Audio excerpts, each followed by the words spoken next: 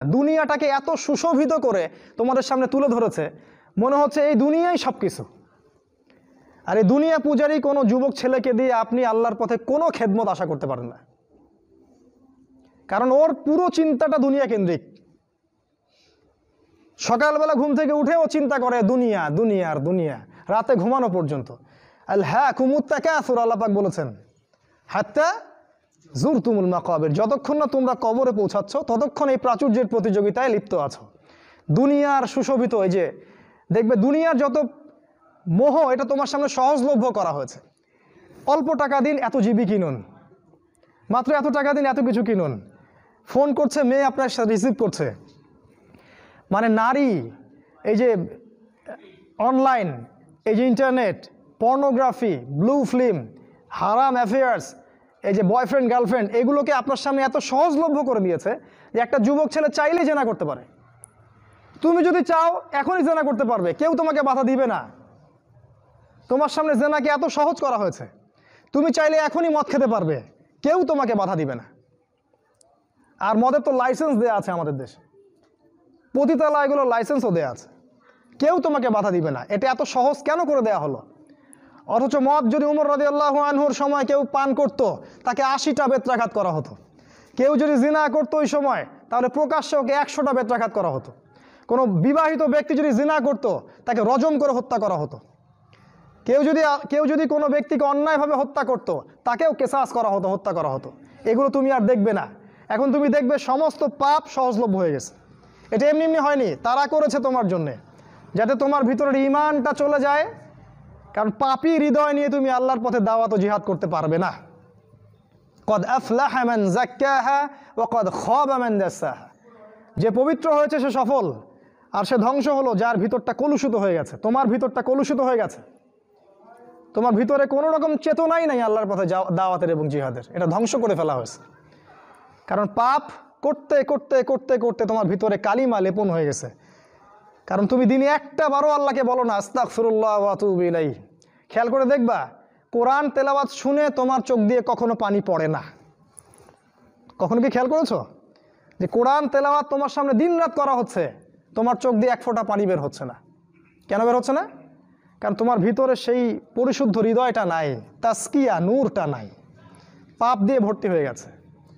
6 number, নারীকে তোমার সামনে সহজলভ্য করা হয়েছে। নারী, মেয়েদেরকে তোমার সামনে এমনভাবে উপস্থাপন করা হয়েছে ল্যাংটা করে। রাসূল সাল্লাল্লাহু আলাইহি ওয়াসাল্লাম বলেছিলেন যে শেষ জামানায় 2 শ্রেণীর মানুষ আসবে যাদেরকে আমি এখনো দেখি নাই। এক শ্রেণী হচ্ছে নিসাউন কাসিয়াতুন আরিয়া মুইলাতুন মামিলাত, মানে এমন এক শ্রেণীর মেয়ে বের হবে শেষ জামানায়, কাপড় পরেও তারা নগ্ন হয়ে থাকবে। আমার মনে হয় না এটার ব্যাখ্যা করার দরকার আছে। কাপড় পরবে, কিন্তু কাপড়ের সব কিছুই, ভিতরে সব কিছু আপনি দেখতে পারবেন, বুঝতে পারবেন কোন অঙ্গ কতটুকু উঁচু নিচু, কোনটা কি। এখন এমন ড্রেস বাইরে থেকে ভিতরে সব দেখা যায়, কাঠামোকে সেটাও দেখা যায়। এমনকি এমন বোরখা বের হয়েছে এখন, যেটা পরার পরেও দেখবেন যে তার ফিজিক্যাল সমস্ত স্ট্রাকচার বোঝা যায়। এই যে নারীরা বের হবে, এটা রাসূল আগেই বলেছিলেন। একটা হাদিস আপনাদেরকে বলি, নবী সাল্লাল্লাহু আলাইহি ওয়াসাল্লাম আরও বলেছেন যে এই মাসিহুদ দাজ্জালের সবচেয়ে শেষ অনুসারী হবে এক শ্রেণীর নারী, এক শ্রেণীর নগ্ন নারী, যাদেরকে তার স্বামী, বাবা, পিতা ঘরে রাখতে চাইবে, কিন্তু তারা ঘরে থাকবে না, তারা বাঁধন ছিঁড়ে বের হয়ে চলে যাবে বাইরে। আবার বুঝাই, শেষ জামানায় মাসিহুদ দাজ্জালের অনুসারী হবে এক শ্রেণীর নারী, যাদেরকে তাদের পিতা, স্বামী, ভাই ঘরে রাখতে চাইবে, তারা ঘরে থাকবে না। আপনি কি বুঝতে পারছেন তারা কারা? বর্তমান সময়ের এই ফ্যামিনিস্ট রেভলিউশন যারা করছে, এরা সবাই দাজ্জালের অনুসারী। দাজ্জাল যখন বের হবে, এরা সবাই তাকে অনুসরণ করবে, অবশ্যই করবে। একটা কোভিড-19 যদি সবাইকে একমুখী করে ফেলতে পারে, দাজ্জালের ফিতনা যে কত ভয়ঙ্কর হবে সেটা চিন্তাই করতে পারবেন না আপনি। একটা খালি হুঙ্কার যে মূর্তি স্থাপন হবেই, যে এর বিরোধিতা করবে তার বিরুদ্ধে রাষ্ট্রদ্রোহের মামলা দেওয়া হবে। সারা দেশের মানুষ ম্যাক্সিমামই এখন ওইদিকে অনুসরণ করছে। এই যদি অবস্থা, তাহলে দাজ্জাল যখন বের হবে তখন যে কোটি কোটি মানুষ তাকে অনুসরণ করবে না, এটা কি কোনো গ্যারান্টি আছে? বরং কোটি কোটি মানুষই তাকে অনুসরণ করবে। তোমার সামনে নারীকে সহজলভ্য করে দেওয়া হয়েছে।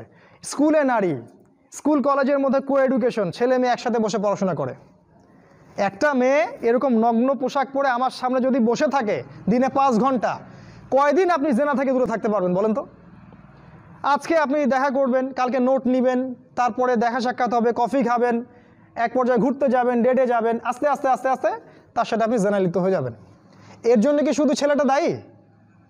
এর জন্য কি শুধু ছেলেটাই দায়ী?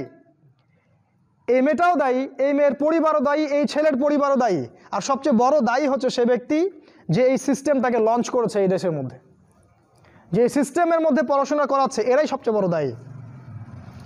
সূরা নূরের একটা আয়াত আছে না, যে যারা মুমিনদের সমাজের মধ্যে এই অশ্লীলতা ছড়ায় তারা যেন সতর্ক হয়ে যায়, আল্লাহর পক্ষ থেকে ভয়ঙ্কর আযাব তাদের উপর আসবে।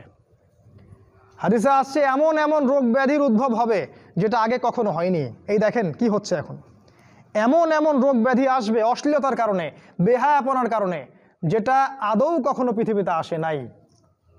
দেখেন সামনে কি হয়, আরও ভয়ঙ্কর প্রলয় আসবে ইনশাআল্লাহ, কেউ ঠেকাতে পারবে না। নবীর কথা এগুলো, বদলানোর কোনো সুযোগ নাই। তোমরা পড়াশোনা করবা, তোমাদের সামনে মেয়েদেরকে ছেড়ে দেওয়া হয়েছে, কলেজে যাবা তখন তো আরও অবস্থা খারাপ, ফ্রি মিক্সিং, যা ইচ্ছা তাই করতে পারবা তোমরা। আর সামনের দিনগুলোতে দেখবা লিভ টুগেদারকে জায়েজ করে দেওয়া হবে, এটাও হবে, এটাও দেখার বাকি থাকবে না। অন্য দেশগুলোর মতো দেখবা ছেলে মেয়ে একসাথে থাকতে পারবে, বিয়ের দরকার হবে না, এটাও হবে সামনে।